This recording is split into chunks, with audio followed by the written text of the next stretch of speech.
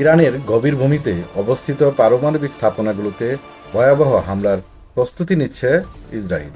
এমন বিস্ফোরক তথ্য সম্প্রতি পেয়েছে মার্কিন প্রশাসন। সিএনএন সহ একাধিক প্রভাবশালী আন্তর্জাতিক গণমাধ্যম দাবি করেছে, যুক্তরাষ্ট্রের গোয়েন্দা সংস্থাগুলোর পর্যবেক্ষণে ধরা পড়েছে ইসরায়েলি বিমান বাহিনীর ঘাঁটিগুলোতে অস্বাভাবিক সামরিক তৎপরতা। দেখা গেছে যুদ্ধ মহড়া, অস্ত্র স্থানান্তর এবং গোলাবারুদের সরবরাহ বৃদ্ধি পেয়েছে কয়েক গুণ। গোপন বার্তা আদান প্রদানে মোসাদ এবং ইসরায়েলি প্রতিরক্ষা বাহিনী আইডিএফ থেকেও মিলছে একই ধরনের আভাস।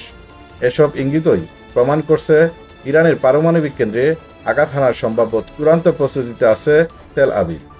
তবে হোয়াইট হাউসের একাধিক নিরাপত্তা সূত্রের বরাতে জানা গেছে, এই অভিযানের বিষয়ে এখনও আমেরিকার সরাসরি অনুমোদন পায়নি ইসরায়েল।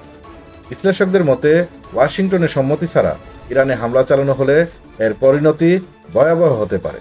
তেহরান সরাসরি ইসরায়েলের ভূখণ্ডে পাল্টা বোমা হামলা চালাতে পারে, এমন আশঙ্কাও রয়েছে। উল্লেখ্য, চলতি বছরের ফেব্রুয়ারিতে প্রকাশিত মার্কিন গোয়েন্দা সংস্থার এক প্রতিবেদনে সতর্ক করা হয়েছিল যে 2025 সালের মধ্যে ইসরায়েল ইরানের পারমাণবিক স্থাপনায় হামলার চেষ্টা করতে পারে।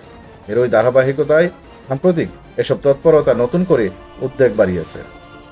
সিএনএনের প্রকাশিত বিশ্লেষণে বলা হয়েছে, ইরানের আকাশ প্রতিরক্ষার ব্যবস্থার দুর্বলতাকে কাজে লাগিয়ে বিমান হামলা অথবা দূরপাল্লার ক্ষেপণাস্ত্র ব্যবহার করতে পারে ইসরায়েল।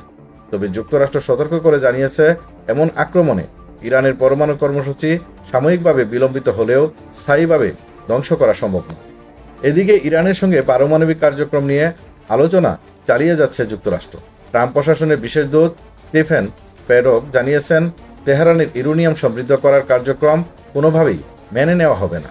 অন্যদিকে ইরানের সর্বোচ্চ নেতা আয়াতুল্লাহ আলী খামেনি স্পষ্ট জানিয়েছেন, মার্কিন আলোচনার মাধ্যমে কোনো সমাধান সম্ভব নয় বলেই মনে করছেন তিনি। বিশ্লেষকদের মতে, এসব অবস্থায় ইসরায়েলি যদি একইভাবে ইরানকে টার্গেট করে অভিযান চালায়, তবে তা হতে পারে তাদের জন্য আত্মঘাতী সিদ্ধান্ত। এর ফল হতে পারে নেতানিয়াহুর সরকারের পতন। এই পরিস্থিতিতে আরও চাপের মুখে পড়েছেন ইসরায়েলের প্রধানমন্ত্রী বেনিয়ামিন নেতানিয়াহু। গাজায় চলমান সামরিক অভিযান ও ফিলিস্তিনে মানবিক সহায়তা প্রবেশে বাধা সৃষ্টি করায় যুক্তরাজ্য, কানাডা এবং ফ্রান্স ইতিমধ্যেই নিষেধাজ্ঞার হুমকি দিয়েছে। ইরানের উপর হামলার বিষয়ে আন্তর্জাতিক মহলে বাড়ছে উদ্বেগ। ইসরায়েল একক অভিযান চালাবে কিনা তা এখন অনেকটাই নির্ভর করছে যুক্তরাষ্ট্র ও ইরানের মধ্যে চলমান আলোচনার ফলাফলের উপর।